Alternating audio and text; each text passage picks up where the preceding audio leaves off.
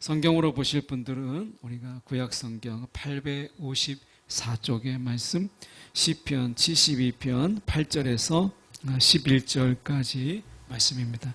제가 봉독해 올립니다. 그가 바다에서부터 바다까지와 강에서부터 땅끝까지 다스리리니 광야에 사는 것은 그 앞에 굽히며 그의 원수들은 티끌을 핥을 것이며 다시스와 섬의 왕들이 조공을 바치며 스바와 시바 왕들이 예물을 드리리로다. 모든 왕이 그의 앞에 부복하며 모든 민족이 다 그를 섬기리로다. 아멘. 오늘 이 말씀 가지고 넓어지는 통치의 영역, 넓어지는 통치의 영역이라는 제목으로 우리가 말씀을 나누기를 원합니다. 하나님께서는 하나님의 통치의 영역을 이제 하나님의 사람들을 통해서 넓히시기를 원하셨죠. 그래서 아담 이래에 하나님께서 끊임없이 땅에 충만하라, 흩어져라 라고 말씀하셔서 하나님께서 하나님의 사람들을 먼 곳까지 흩으심으로 인해서 하나님의 다스림을 넓히기를 원하셨어요. 물론 하나님께서 하나님의 백성을 파송하지 않아도, 굳이 그들을 보내지 않아도 하나님께서는 이미 온 세상의 만물의 주인이시고 그리고 온 세상을 다스리고 계세요. 마찬가지죠. 오늘 어쩌면 예수님께서 이 땅에 오셔야만 하나님 나라에 하나님의 다스림이 있는 것이 아니라 이미 예수님이 오시기 전부터 하나님은 이미 이 세상을 다스리고 계셨고 이 세상의 진정한 주인은 하나님이셨어요. 그런데도 불구하고 하나님께서 선지자들을 보내시고 또 하나님께서 그때그때 필요할 때마다 하나님의 사사들을 보내시고 하나님의 왕들을 보내시고 이것을 통해서 하나님이 그들에게 기름을 부어서 우리 가운데 보내시는 이유가 무엇일까? 하나님께서 이미 우리를 다스리고 계시고 하나님께서 세상을 주관하고 계시는데 그게 사람이 알았든 몰랐든 간에 하나님의 다스림을 부정할 수가 없고 우리가 몰랐다고 해서 하나님의 다스림이 없는 건 아니거든요.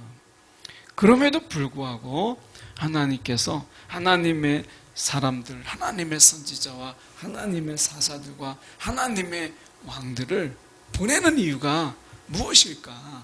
라고 하는 부분들을 저희가 생각해 보려고 해요. 하나님이 이미 우리가 예수님이 오시기 전부터 하나님의 통치가 없었느냐? 아니죠. 우리가 예수님이 이 땅에 오셔서 하나님 나라의 비밀을 우리 가운데 선포하시고 하나님 나라의 비밀을 우리 가운데 알려주시는 이런 과정이 없어도 이미 하나님은 이 세상을 다스리시는 만유의 주이세요. 그럼에도 불구하고 하나님께서 하나님의 사람들 그리고 그 정점에 예수 그리스도를 이 땅에 보내신 그 분명한 이유가 무엇일까? 라고 하는 것을 우리가 생각해 보게 되는 거예요.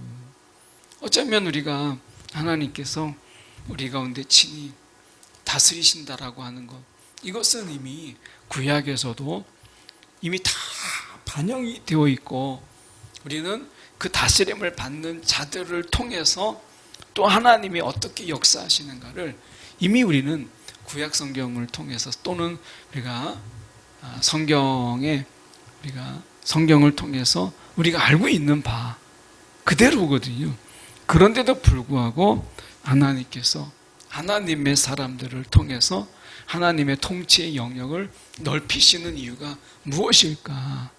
라고 하는 거예요. 하나님의 일하심의 방법은 얼마든지 하나님께서 혼자 하실 수 있고 하나님께서 말씀으로 하실 수 있는데 하나님은요 무엇을 기뻐하시냐면 하나님의 형상을 따라 지음을 받은 우리 인간을 통해서 또는 인간과 함께 하나님께서 일하시기를 하나님은 기뻐하셨어요. 우리를 통해서 하나님의 일이 우리가 진행될 때 또는 우리와 함께 하심으로 하나님의 일을 우리가 진행하는 것을 하나님께서 기뻐하셨다라고 하는 것을 우리가 다시 한번 기억할 필요가 있어요.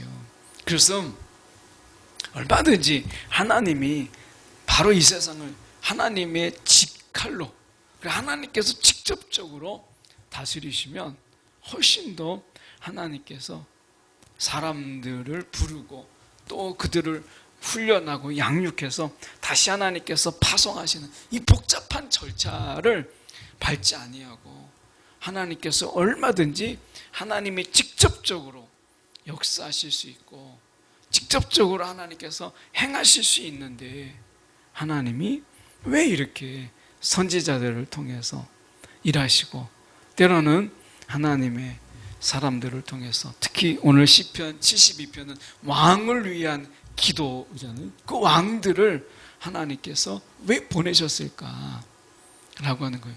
왕들은 특히 우리가 보면 이 성공한 왕, 우리가 어떤 특별하다고 하는 그런 왕들이 우리가 이 왕들의 역사가 그렇게 많지 않아요. 그런데도 불구하고 하나님께서 직접적으로 하나님의 어떤 통치를 행하기보다 오늘 우리라고 하는 것을 통해서 하나님의 영광을 드러내고 또 하나님의 기쁘심을 드러내는 일에 얼마든지 하나님께서는 사람을 통해서 역사하시는 것을 좋아하신다라고 하는 거예요. 그런 의미에서 저희가 다시 말씀으로 돌아가서 우리가 보면 이렇게 말씀합니다. 오늘 8절의 말씀에 보면 그가 바다에서부터 바다까지와 강에서부터 땅끝까지 다스리리니 이렇게 돼 있어요. 여기서 이 바다라고 하는 이 강이라고 하는 것은 우리가 유프라테스 강을 이야기하는 것이거든요. 그러니까 유프라테스 강에서부터 땅끝까지 우리가 다스리리라 이렇게 말씀하고 있어요. 그러니까 어떻게 보면 유프라테스 강과 티그리스 강과 이런 어떤 강들의 흐름 속에서 우리가 하나님의 어떤 백성들 그리고 하나님의 어떤 하나님의 자녀들이 어떻게 보면 그 속에서 하나님의 백성들이죠. 하나님의 백성들이 그 속에서 문명을 일으키고 그리고 그들이 거기에서 확장하고 하는 것을 우리가 보게 되죠. 그래서 어떻게 보면 바다까지와 강에서부터 이 강에서부터라는 이 유프라테스 강이라고 하는 것은 하나님의 시작이죠. 하나님의 창조의 그 시작. 여기서 시작된 건 아니지만 하나님께서 인류 문화의 역사의 시작을 우리가 유프라테스 강, 티그리스 강 이런 곳에서 하나님이 시작하셨다. 그러니까 여기에서 강에서부터 땅끝까지 다스린다라고 하는 것은 장소적인 의미도 있지만 하나님의 시작에서 결국 땅끝, 하나님이 그 모든 것을 완성하는 그때 그 시간적으로 시작과 끝을 이야기하는 알파요 오메가 되시는 그 하나님, 처음과 끝의 모든 것을 다스리시는 그 하나님.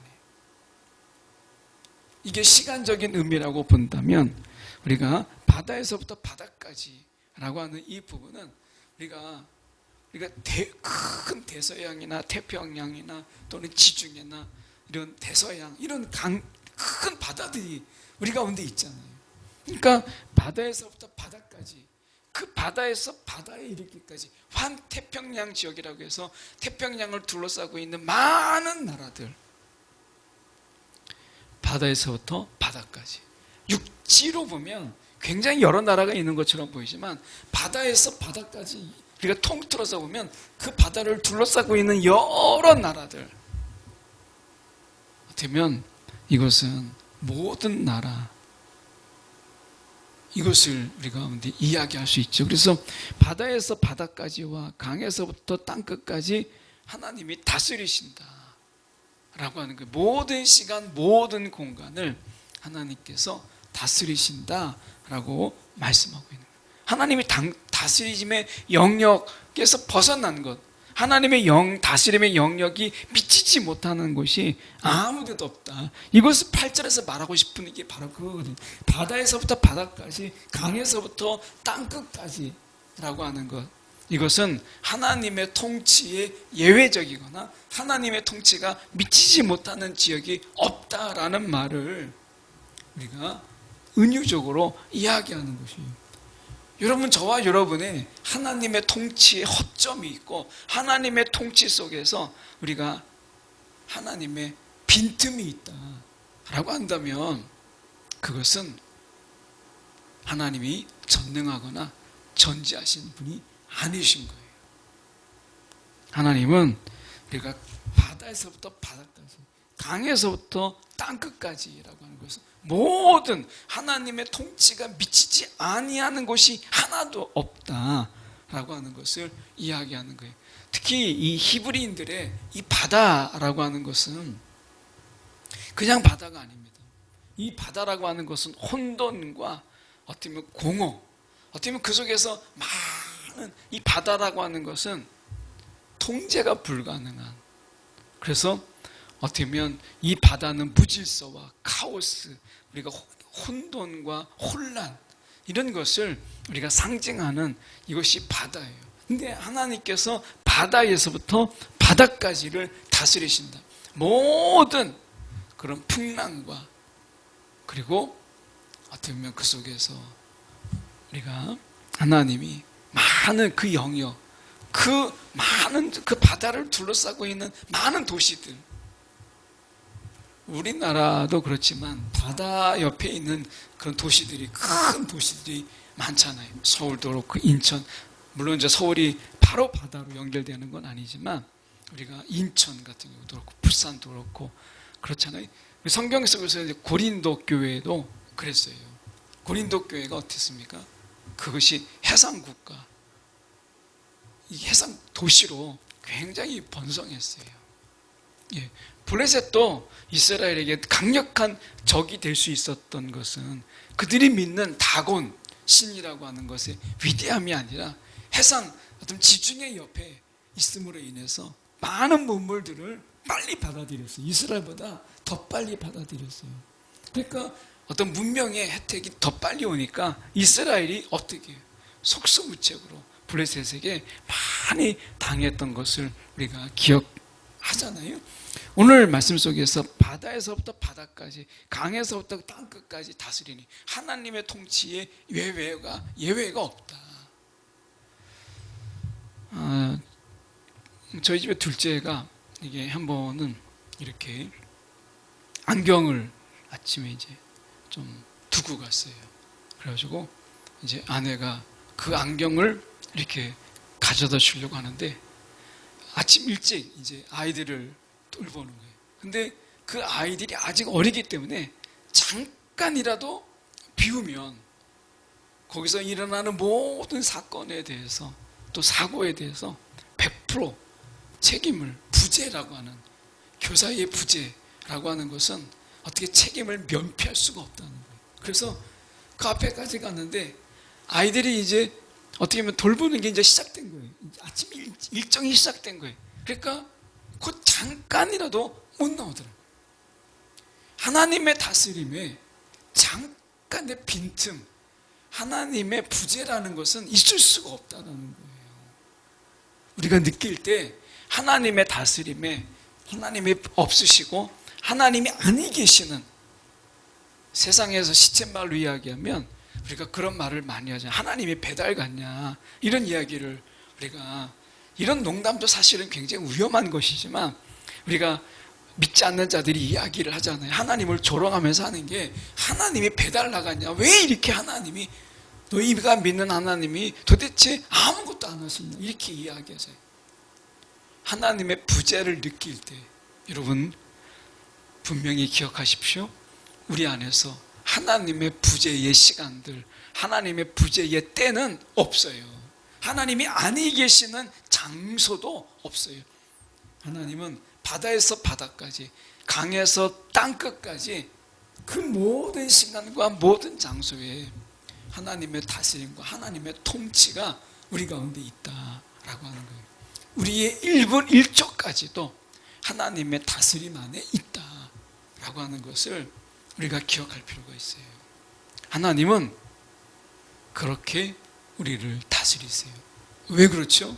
세상은 폭력과 폭압으로, 때로는 우리 가운데 그 힘으로, 권력으로 누르는 통치를 하죠.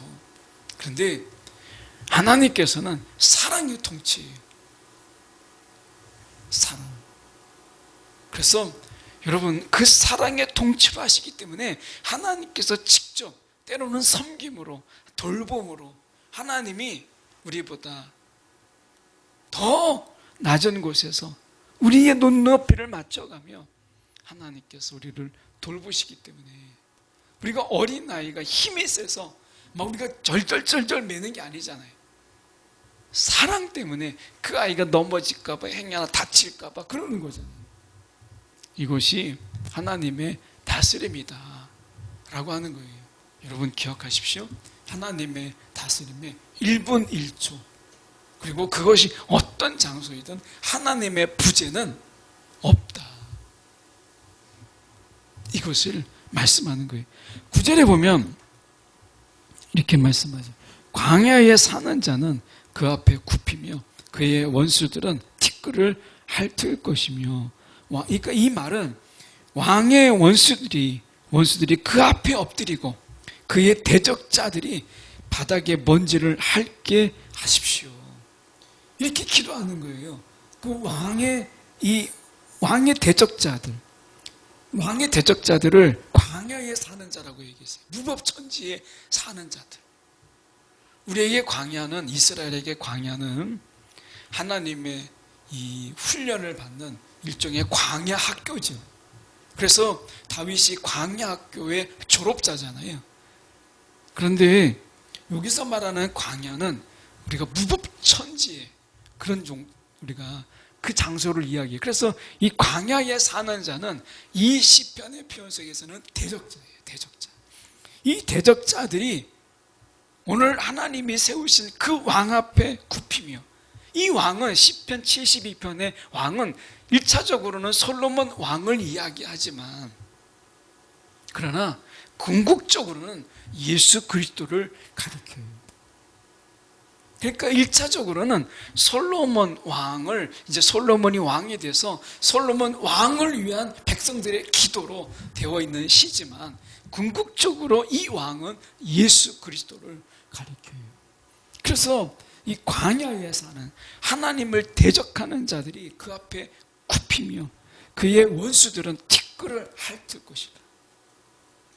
그 앞에서 완전히 엎드려진다 라고 하는 것을 이야기하죠. 그래서 다른 성경에서 우리가 보면 우리가 바닥에 먼지를 핥게 한다, 납작 엎드린다는 거죠. 바닥에 먼지가 닿을 정도로까지 고개를 우리가 푹 숙이는, 이것은 절대 복종 이거잖아요. 그러니까 어떻게 보면 하나님의 이 다스림이라고 하는 것은요, 모든 대적자들과 하나님 앞에 원수들이 그 앞에서 다 완전히 무릎 꿇고 그들을 완전히 제압하는, 그래서 마지막 때 우리가 하나님의 심판 속에서 어떻게 해요? 사단은, 그리고 더러운 영들은 완전히 하나님의 다스림 안에서 놓여 있게 되는 거죠. 여러분, 사단이 때로는 우리가 세상이 또 우리를 괴롭히는 원수와 대적자들이 잠깐 우리를 괴롭힐 수 있어요. 잠깐 우리를 힘들게 할 수 있어요. 우리를 어렵게 할 수 있고 때로는 우리를 아프게 할 수 있어요. 그런데 여러분 기억하십시오. 그들은 하나님의 다스림 안에 있다라고 하는, 하나님의 철저한 다스림 속에 그들이 있다라고 하는 거예요. 그러니까 하나님의 다스림에는 공백이 없고, 하나님의 다스림 속에서는 어떤 장소도 하나님의 다스림이 미치지 아니하는 곳이 없고, 하나님의 대적과 원수들도 하나님의 다스림 안에 납작 엎드려져 있기 때문에 하나님의 다스림, 예수 그리스도를 통해서 우리 가운데 보여준 그분의 다스림이라고 하는 것은 우리 가운데 완전한 승리, 우리가 빈틈없는 그 은혜 속에 우리를 두고 계시다라고 하는 거예요. 우리가 기억해야 될 것은 이 시간도 하나님의 다스림 안에 있다. 이 시간도 하나님의 다스림 안에 있다라고 하는 분명한 확신과 믿음이 필요한 거예요. 야, 이 시간은 하나님의 실수야. 야, 이 시간은 하나님의 부재야. 아닙니다. 예수님의 십자가 그 속에서 우리가 하나님은 우리가 예수님은 철저하게 하나님으로부터 버림받죠. 그 순간도 하나님의 다스림 안에 있어요. 하나님의 예수 그리스도가 철저하게 버려지는, 그리고 어찌어찌 나를 버리시나이까. 예수 그리스도가 인류의 모든 죄를 끌어안고 그가 십자가에서 죽으시는 그 순간에 완벽한 버림받은 그 속에도 하나님의 다스림은 있다라고 하는 것이에요. 하나님의 다스림은 그 순간에도 있다. 하나님의 다스림의 부재, 이것은 없어요. 그 순간도 예수님의 철저한 버리심, 이 속에도 하나님의 다스림은 있다라고 하는 거예요. 그것이 증명하는 게 무엇이에요? 부활이잖아요. 부활. 예수님의 부활. 그 부활을 통해서 예수님의 죽으심의 그 시간 속에서도 하나님의 부재가 아니라 하나님의 다스림 안에 있다라고 하는 것을 보여줘요. 오늘 우리의 삶이 어떤 시간이든 그게 우리 가운데 원치 않는 시간이라도 여러분 믿음으로 고백하세요. 이 또한 하나님의 시간이요, 하나님의 다스림 안에 있다. 예수님의 십자가는 바로 그걸 보여주는 거예요. 예수님의 어찌하여 나를 버리시나이까, 완벽한 버리심 속에서도 하나님의 다스림은 있다 라고 하는 것을 우리가 보게 되잖아요.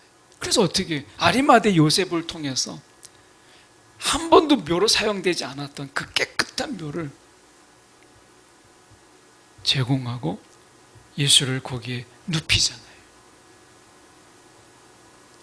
죽었다고 해서 모든 것이 끝나는 게 아니라 하나님의 다스림이 계속되고 있다라고 하는 것을 무덤에 묻히는 순간에 우리는 드러나는 것이고, 그리고 우리가 보여주고 있잖아요. 로마의 백부장이 고백했잖아요. 과연 하나님의 아들이다. 천지가 진동하고 하나님의 그 죽으심 속에서, 예수님의 죽으심 속에서 천지가 진동해요. 이방인인 로마 백부장이 과연 하나님의 아들이로다. 그 버리심 속에서도 하나님의 다스림은 계속되었다라고 하는 걸 보여주고 있는 거예요. 여러분 기억하십시오. 이 시간도 하나님의 다스림 안에 있다라고 하는 거예요. 오늘 10절에 보면 이렇게 말씀합니다. 다시스와 섬의 왕들이 조공을 바치며 스바와 시바 왕들이 예물을 드리로다. 장소가 옛날 장소라서 우리가 금방 와닿지가 않죠. 그래서 다른 번역을 좀 참조해 보면 스페인의 왕들과 섬나라의 왕들이 그에게 예물을 가져오게 하시고 아라비아와 에티오피아 왕들이 조공을 바치게 해주십시오.